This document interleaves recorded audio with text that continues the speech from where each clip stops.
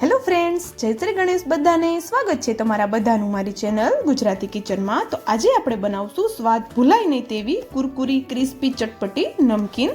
તમે આને એકવાર ટ્રાય કરી લીધી ને તો રોજ માટે આનો એક ડબ્બો તમારા કિચનમાં ભરેલો જ રહેશે. એટલી બધી ચટપટી બને છે અને બનાવવી એટલી જ ઇઝી છે અને બાળકોની તો આ ફેવરિટ બની જશે. બાળકો તો શું, મોટા પણ માંગીને ખાશે. અને બજારના પેકેટ તો બાળકો લાવવાનું જ નહીં કે, કારણ કે મસાલો એટલો બધો આપણે આનો ચટપટો બનાવશું કે બજારના નાસ્તા કરતાં પણ એકદમ ચટપટો આ નાસ્તો બને છે. તો ચાલો જલ્દી બનાવવાનું શરૂ કરીએ. તો અહીંયા આપણે આ નાસ્તો બનાવવા માટે 1 કપ રવો લીધો છે મેં. તો રવો તમે અહીંયા જાડો ઝીણો ગમે તે તમારી પાસે અવેલેબલ હોય તમારા ઘરમાં તે તમારે લઈ લેવાનો છે. તો અહીંયા 1 કપ રવો લીધો છે મેં, તેને આપણે મિક્સરના જારમાં એડ કરશું. તો જાડો રવો હશે તમારી પાસે તો પણ આપણે કોઈ પ્રોબ્લેમ નથી, કારણ કે આપણે આને ક્રશ કરવાનું છે તો તે સરસ એવો દળાઈ જશે. તો આપણે અહીંયા રવો એડ કરી દીધો છે અને હવે આપણે આમાં ઘઉંનો લોટ એડ કરશું. રવામાં આપણે એકદમ સરસ એવું બાઇન્ડિંગ લાવવા માટે અહીંયા ઘઉંનો લોટ એડ કરવાનો છે. નોર્મલ જે આપણો રોટલી માટેનો લોટ હોય છે ઘરમાં, એ જ લોટ આપણે અહીંયા લેવાનો છે. કોઈ જ મેંદો યુઝ કરવાની અહીંયા આપણે જરૂર નહીં પડે. તો અહીંયા આપણે ઘઉંનો લોટ એડ કરી દઈએ. તો અહીંયા હું 2 ચમચીથી થોડો ઉપર ઘઉંનો લોટ એડ કરું છું. તો આપણે હવે આમાં થોડું સ્વાદ પ્રમાણે મીઠું એડ કરી દઈએ. મીઠું આપણે અહીંયા થોડું જ એડ કરવાનું છે, વધારે એડ નથી કરવાનું, કારણ કે આપણે પાછળથી ચટપટો મસાલો પણ બનાવશું. તો એટલા માટે અહીંયા આપણે મીઠું થોડું જ એડ કરશું અને આપણે આને દળી લઈએ. તો જો હું તમને બતાવું કે આપણે આને કેવું દળવાનું છે. તો જો આવું એકદમ સરસ એવું એને દળી લેવાનું છે કે આવી રીતે આપણે આમ હાથમાં લઈએ અને તો આપણે થોડું આપણે જે ચોખાનો લોટ હોય અને કેવી થોડી કણી હાથમાં આવે એ રીતે આપણું આ લોટ થઈ જવો જોઈએ, કે થોડી કણી હાથમાં આવે એટલું જ બસ કણી રહેવી જોઈએ. તો આપણું આ હવે દળાઈને રેડી થઈ ગયું છે. તો એને આપણે એક મોટા વાસણમાં લઈ લઈએ.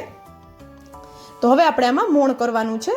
તો આપણે મોણ માટે અહીંયા તેલનો યુઝ કરશું. તો મેં અહીંયા 1 ચમચા જેટલું તેલ લીધું છે. મોણ આપણે અહીંયા વધારે પણ એડ નથી કરવાનું, કારણ કે આપણે આને થોડું કડક રાખવાનું છે.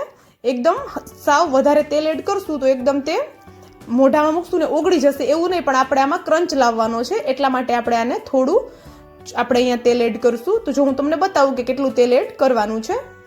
તો જો મોણ સરસ એવું આપણું આવી રીતે લોટમાં આપણે મિક્સ કરવાનું છે અને મુઠ્ઠી વાળવાની છે. તો જો હું તમને બતાવું કે જો આવી રીતે આપણે મુઠ્ઠી વાળીએ અને જો આવી રીતે થોડું બંધાય, એક સરખું નથી બંધાતું, થોડું બંધાય અને થોડું વિખાઈ જાય એ રીતે આપણે એનું મોણ કરવાનું છે. પ્રોપર આપણે મુઠ્ઠી બંધાય અને વિખાય નહીં એવું મોણ આપણે અહીંયા નથી કરવાનું. અને હવે આપણે આમાં પાણી એડ કરી અને આનો આપણે સેમી સોફ્ટથી થોડો કડક લોટ બાંધવાનો છે. આપણે આને ઢીલો લોટ અહીંયા નથી બાંધવાનો, આપણે અહીંયા કડક જ લોટ બાંધવાનો છે. પણ અત્યારે આપણે થોડો ઢીલો રાખશું, જેથી કરીને આપણે રવો એડ કર્યો છે તો થોડું તે પાણી પીશે તો આપણો લોટ પરફેક્ટ એવો થઈ જશે. તો જો હું તમને બતાવું હમણાં કે આપણે અહીંયા કેવો લોટ બાંધીને તૈયાર કરવાનો છે. તો આપણે અહીંયા પરાઠા જેવો લોટ બાંધીને તૈયાર કરવાનો છે.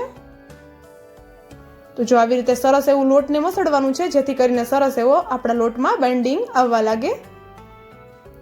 અને લોટને આપણે અહીંયા કડક એવો બાંધી લેવાનો છે. લોટ આપણો ઢીલો ન થઈ જાય એનું આપણે અહીંયા ખાસ ધ્યાન રાખવાનું છે. લોટ આપણે અહીંયા કડક જ બાંધવાનો છે. અત્યારે આપણે થોડો ઢીલો રાખશું અને પાછળથી તે રેસ્ટ આપશું એટલે થોડો કડક થઈ જશે. તો જો લોટ આપણો સરસ એવો હવે બંધાઈ ગયો છે. તો જો આટલો આપણે પરાઠા જેટલો લોટ કડક બાંધીને રેડી કર્યો છે. તો હવે આપણે એની ઉપર ઢાંકી અને આપણે આને 10 મિનિટ જેવું રેસ્ટ આપી દઈએ. તો 10 મિનિટ પછી આપણે આને ફરી પાછો કૂણવી લઈએ એક વખત. તો તમે જોઈ શકો છો પહેલાં કરતાં આપણો લોટ થોડો કઠણ થઈ ગયો છે.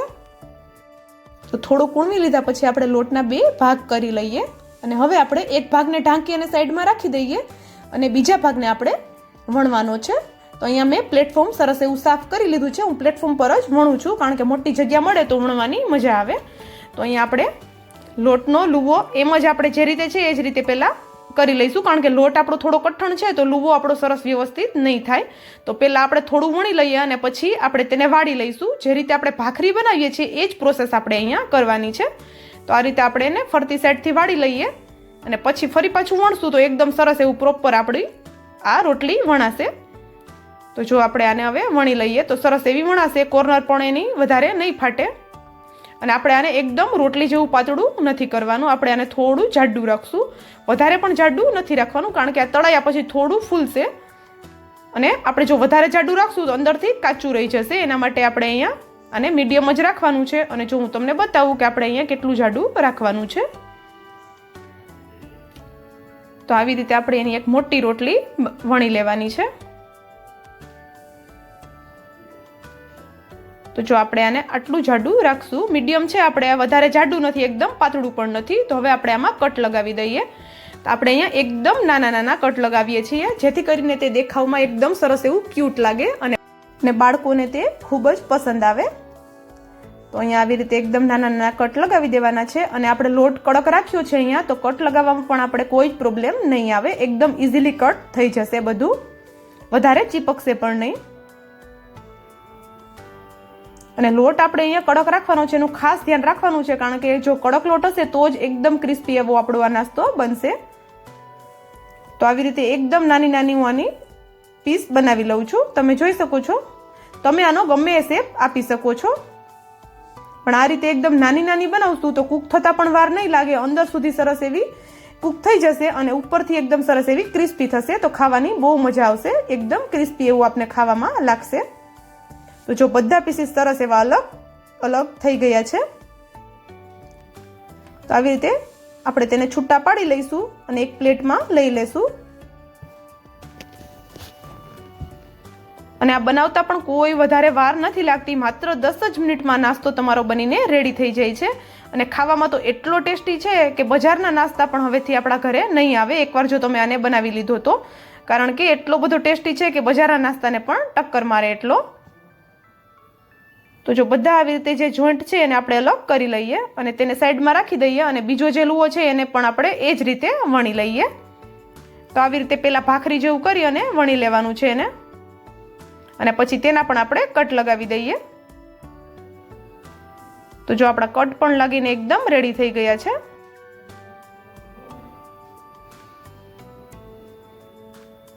અને એકદમ નાના નાના પીસ દેખાવમાં પણ એકદમ ક્યુટ લાગે છે. તો બસ હવે આપણે આને તળવાના છે. તો તળવા માટે અહીંયા આપણે તેલ ગરમ કરવા સાઈડમાં મેં રાખી દીધું છે. તો આ રીતે જે જોઈન્ટ પીસીસ છે તેને આપણે છૂટા કરી લઈએ, ત્યાં સુધીમાં આપણું તેલ પણ સરસ એવું ગરમ થઈ જાય. તો જો બધો સરસ એક એક પીસ આપણા છૂટા છૂટા થઈ ગયા છે. તો આપણે હવે તેલ ગરમ થઈ ગયું છે, ચેક કરી લઈએ એક પીસ એડ કરીને. તો જો સરસ એવા બબલ્સ આવે છે એની ઉપર, બસ આટલું આપણે તેલ ગરમ થવા દેવાનું છે. પહેલાં ગેસની ફ્લેમ આપણે હાઈ રાખી અને તેલને સારું એવું ગરમ કરી લેવાનું છે, અને પછી ગેસની ફ્લેમ તળતી વખતે આપણે સ્લો કરી દેવાની છે, જેથી કરીને આપણો નાસ્તો એકદમ સરસ એવો કડક થાય અને અંદર સુધી શેકાય, લોટનો એમાં સ્મેલ આપને ન આવે.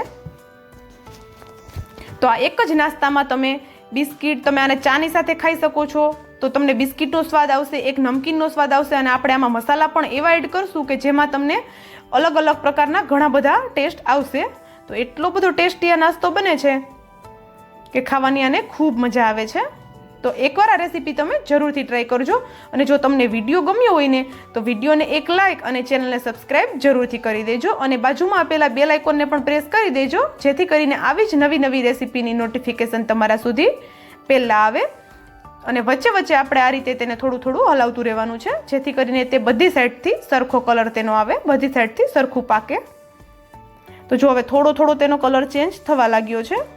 તો આપણે આને એકદમ થોડો હજી વધારે કલર ચેન્જ થાય ત્યાં સુધી થવા દઈશું. અને જો એકદમ ક્રિસ્પી પણ થવા જ લાગી છે. તો આવી રીતે વચ્ચે વચ્ચે હલાવતા રહેવાનું છે, જેથી કરીને બધી સાઈડથી સરસ એવું આપણો નાસ્તાનો કલર આવે. તો જો હવે સરસ એવો કલર ચેન્જ થઈ જ ગયો છે.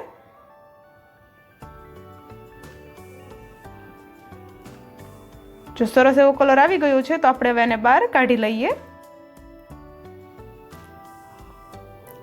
જોઈને જ મોઢામાં પાણી આવી જાય એટલી બધી ક્રિસ્પી આપણી આ નમકીન બનીને રેડી થઈ ગઈ છે.